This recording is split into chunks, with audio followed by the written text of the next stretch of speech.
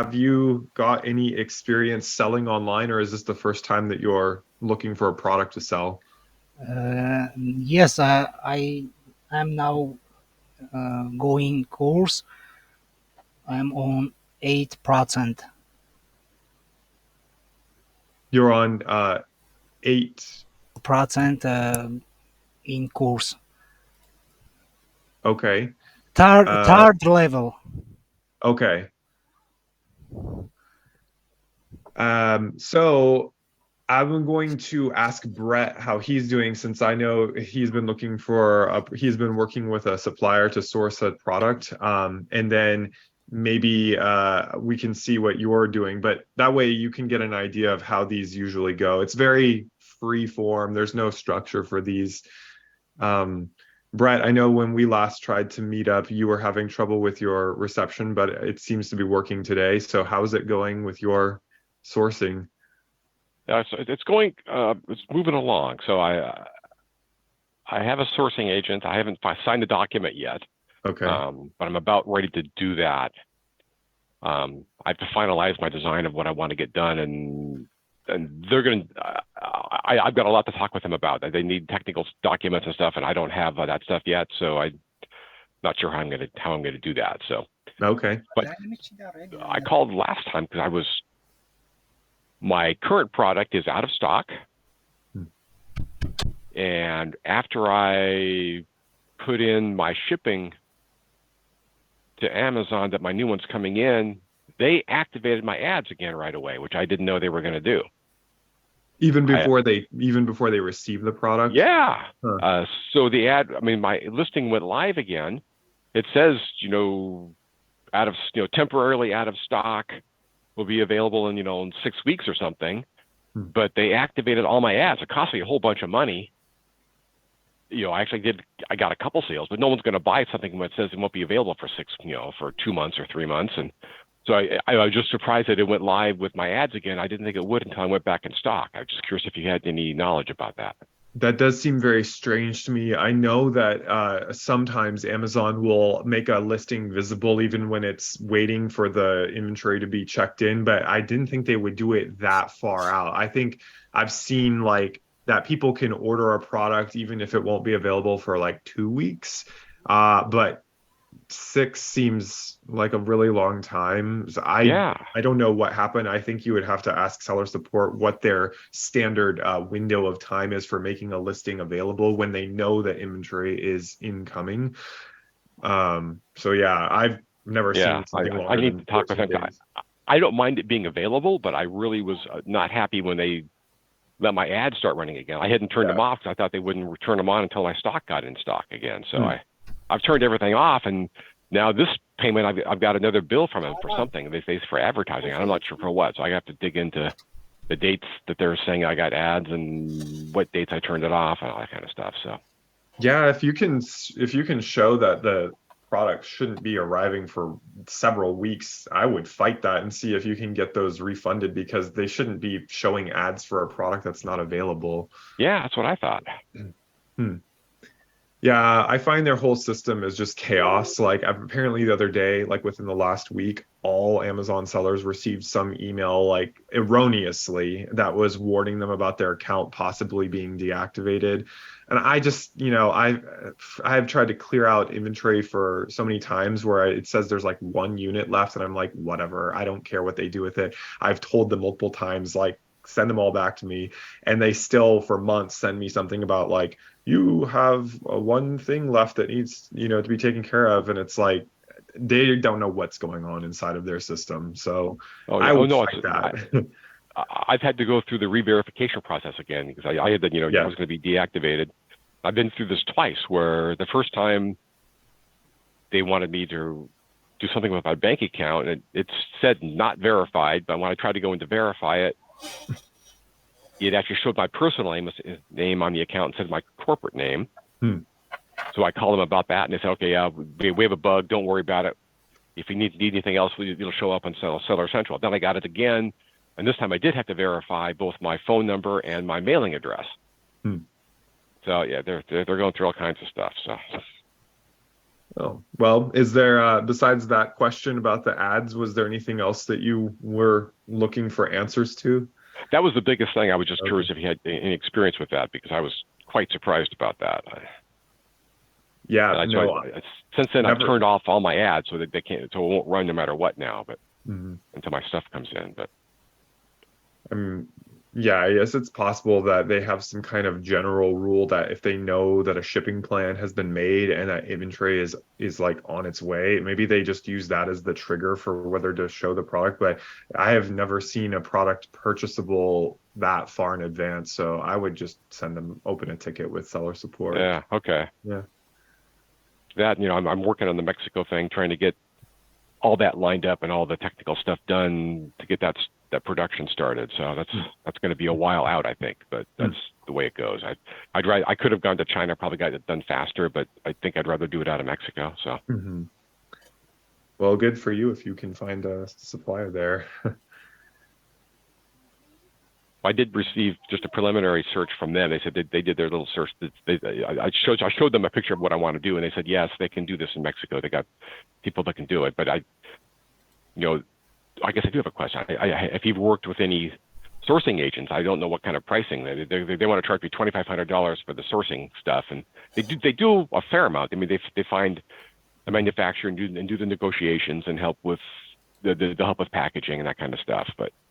Is But that just like a flat fee or is it a percentage of how many units you would be it's a buying? flat fee. Oh, um, that seems kind of high to me. I have not worked with an agent that did that for me. I've always just found my own suppliers using Alibaba, but um, on the other, I mean, even if I were to help somebody find someone in Mexico, $2,500 seems a little bit high to me. That's what But I thought, but that yeah, seems pretty high. like I But then, could see paying them like $1,000 fee for doing that, but 2,500 seems really expensive. uh, So, and what's frustrating is I can't even get a rough estimate of the price to produce it. So mhm. it'll cost me $2,500 just to try to get a price, to see if I can, if it's doable. Which I don't think I want to do that. So Yeah, I personally would not, but maybe they just know that some people are willing to just like outsource that and they're willing to pay that. So, yeah, so that's good to know. And I want your opinion about that too, because I may just try to find a different sourcing agent too. That seems yeah. pretty high. Hmm. Well, David, since you're here, I know you might not be following everything that we're talking about because we are native English speakers and we're moving kind of quickly, but you seem more like you are in the beginning process of finding a product. Did you have a specific question you wanted to ask about that? No, now right. I don't have any questions. I'm learning English and I'm learning Freedom Builder. I'm trying to get with with you. Sorry for Hmm. my English. No, I know how it goes. I've learned Spanish and French, and so I know what it's like learning another language, and I admire people who bother to learn English.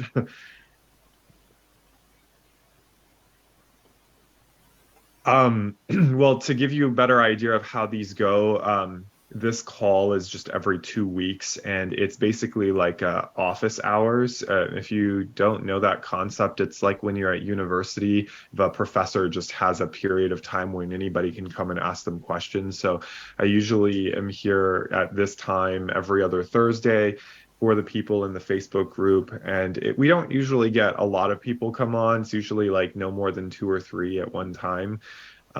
But yeah, there's no structure. It's more just so that people can ask questions in a more exclusive environment.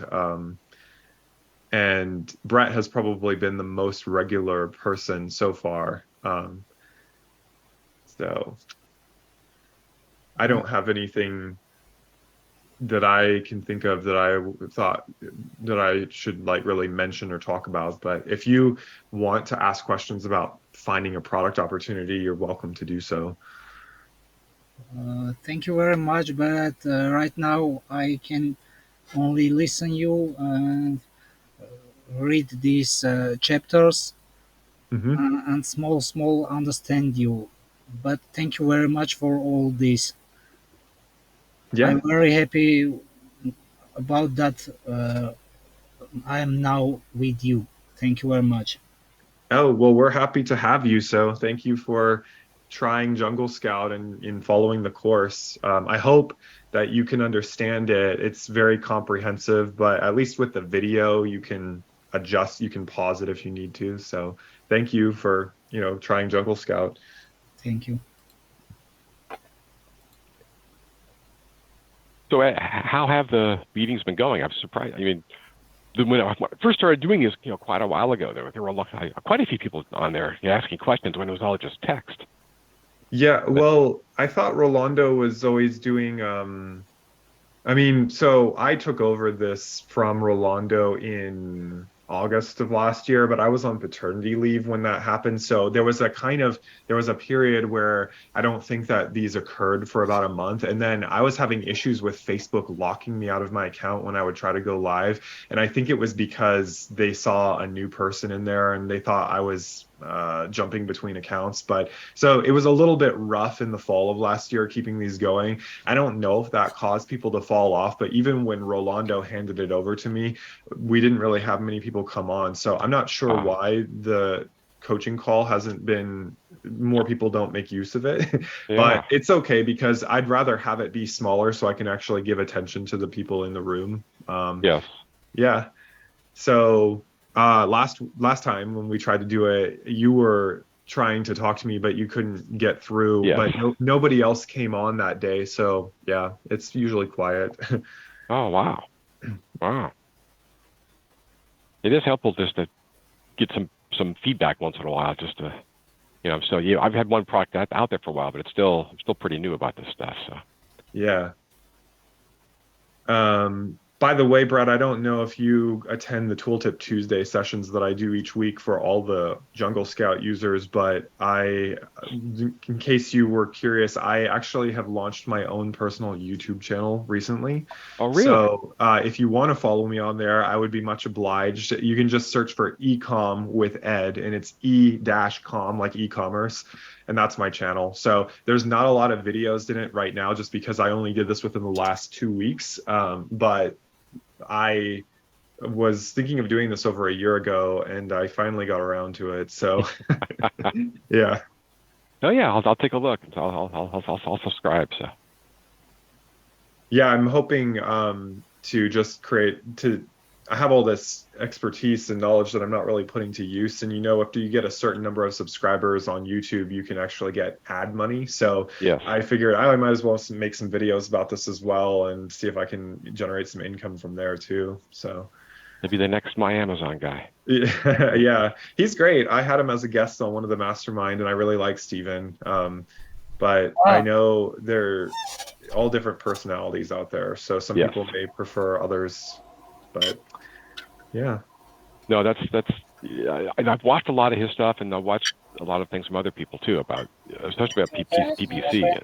Because truthfully, after my first product, I was about ready to give up because it sold well. I just couldn't make any money, and it wasn't until I really dug into it that I realized just how badly I did with PPC. Yeah, I know. Well, and it's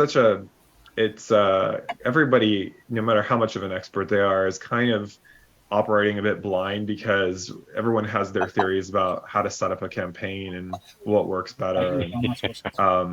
Like I've heard some people say that a campaign, you should have a different campaign for every keyword phrase. And then other people say, oh no, you should put a single campaign for like your really high volume search or high search volume keywords, and then make a separate campaign for like the low search volume ones. But I think it really depends on what you're trying to measure. So if you want to get granular and you want to see exactly how a given keyword phrase is doing, then you'll need to make a separate campaign for each one. Подскажите, пожалуйста, вот я сейчас прохожу курсы. Мне следует с курсом с Грегом открыть аккаунт продавца, найти продукт в Alibaba, или мне сначала посмотреть все уроки, потом уже начать остальные. Yeah, it's interesting. I don't have strong feelings either way, and it's really different from like when you do it on Facebook, you don't do it by keyword. There, you actually want to have, you could have a campaign, but then within it, you've got your ad sets, and those need to be focused individually on the audience level. So that way you can tell that, because what you're doing there is testing creative and seeing like which audience responds better to this. Whereas with Amazon, it's like which keyword responds better, or is getting more click-throughs or conversions. So Yes. yeah. That, and I realized, they all talk about, you get so many clicks. Well, if you get enough clicks, then you turn it off or do this or reduce the bid.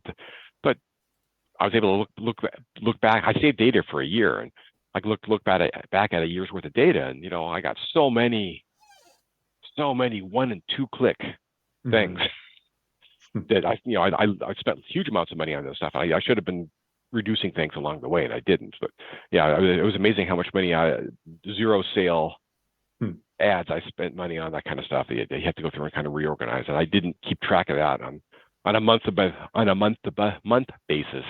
It's kind of hard to see that. When you look back over a year, you can see a lot of stuff that you can really pull out and get rid of. So yeah, and I think I would say generally that most people who don't have a lot of experience running any kind of ads on the internet, they probably always start a little bit too broad, and so they end up paying for a lot of lower quality traffic, yes. not knowing that they really do need to just have those very focused keywords. So that is what it sounds like happened to you, but it is. Yeah. I mean, like I said, I mentioned before, I'm hoping they revamp the PPC part of this course, because what they had us do was, you took a whole bunch of stuff and you put it both into broad, into phrase, and this stuff, and they didn't go through about how to really narrow that down. So yeah, I've had that running out there for a long time on those things. It was eating away lots of money every month, but hard to see where it was going. So yeah, I will bring this up. I don't know what the production schedule is for these videos, but this could be something that needs to be revisited. So I appreciate the feedback, and I will definitely let them know to see whether we need to go through and change some of the course. But yeah, I see David wanted to write his question. So he said, I'm taking courses now. Should I open a seller account with the course with Greg, find a product in Alibaba, or should I watch all the lessons and then start?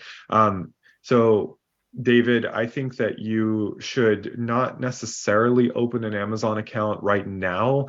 And actually, I was surprised by this, but if you pay for the professional Amazon account for 2 months and you don't make any sales, Amazon will automatically downgrade it to the free account anyway.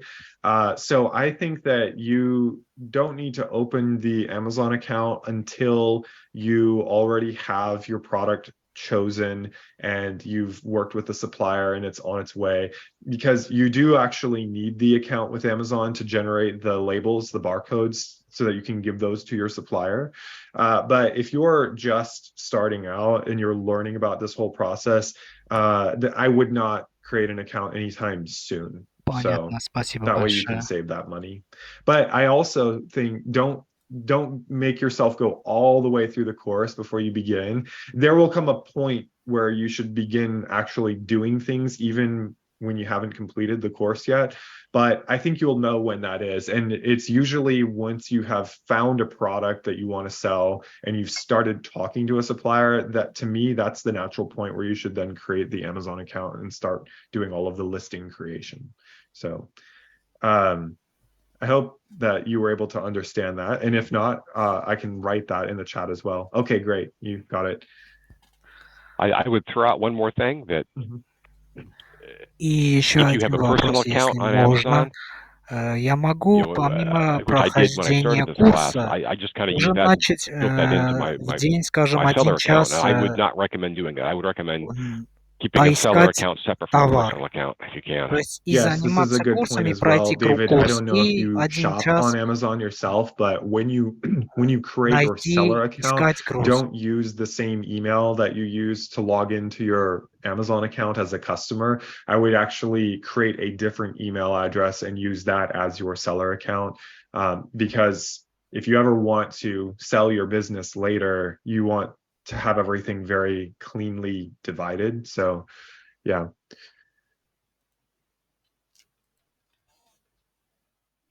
And another question, if it's possible, in addition to taking the course, I can already start on the day 1 hour took for goods, go through the circle, and 1 hour find look for cargo.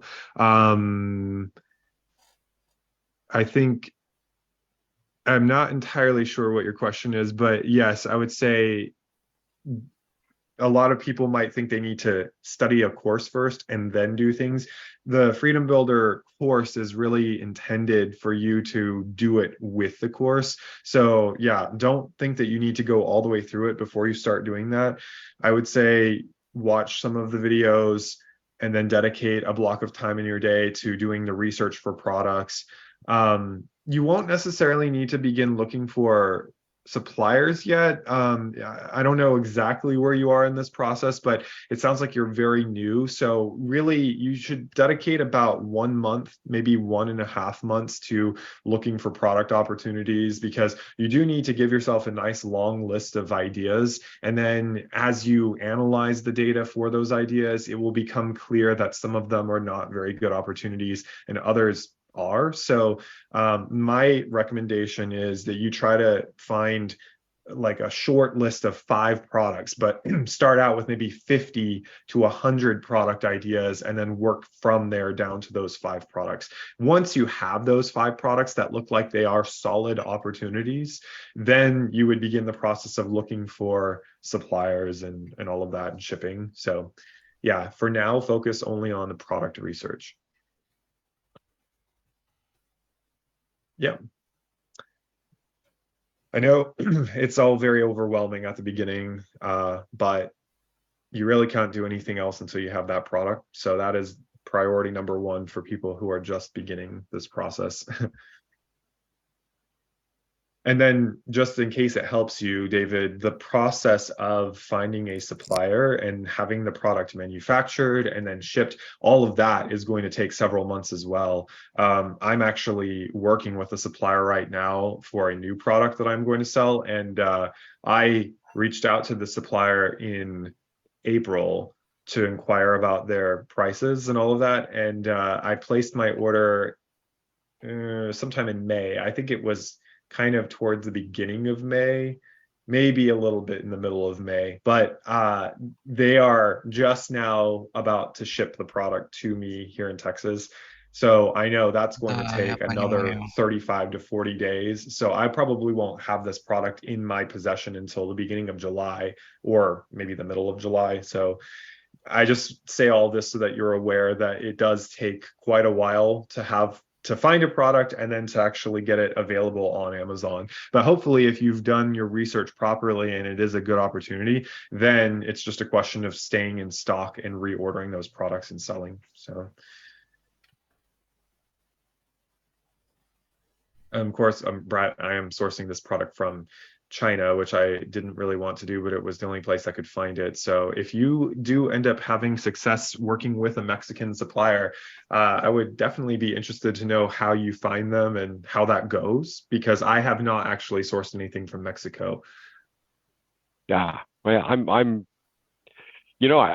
don't know if it's worth it or not. If it's not too much more expensive than China, it's so much closer and logistically would be much easier. Yeah. I also worry about, a year down the line, if we get into a problem with China and or over Taiwan or something, then all of a sudden all my supplies are cut off. Right. Yeah. Well, I did briefly look into. I think I might have mentioned to you that at one point I was thinking of selling some planters, and I got the smallest samples I could airship from China just to see what they were like. But then I was looking for suppliers in Mexico, and I found a company in California that had some production facility in a city just across the border from California.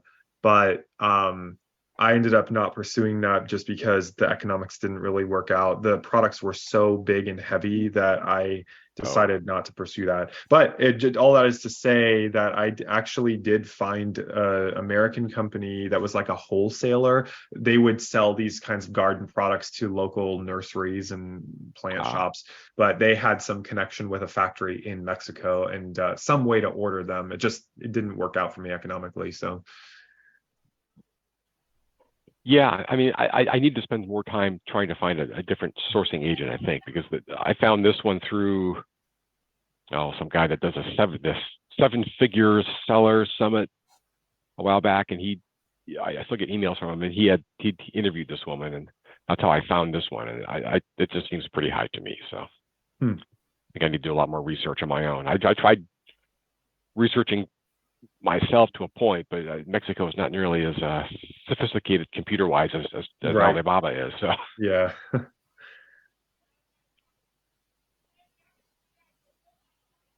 Well, since nobody else has joined us, if you guys don't have any other questions, I might wrap this up. But David, you said you use a site that sells products in China, 1688. I've never used that website. I know about it, but it is almost unnavigable for an English speaker. I mean, you could probably have Google translate it, but Alibaba is much easier to use in my opinion. So, and I do think that Alibaba does a better job of vetting the suppliers. So I would trust a supplier that I found on Alibaba more than on 1688. 1688 may be cheaper, but I think it's kind of the bottom level of suppliers. Yeah, I looked at it a few times, and I think it's hard to navigate even with Google Translate. Yeah, and there's some issues with you're supposed to be a Chinese company or something, and it's hard. You can get around it some way, but it's not a little bit tricky, and I just didn't want to go down that path. So. Yeah.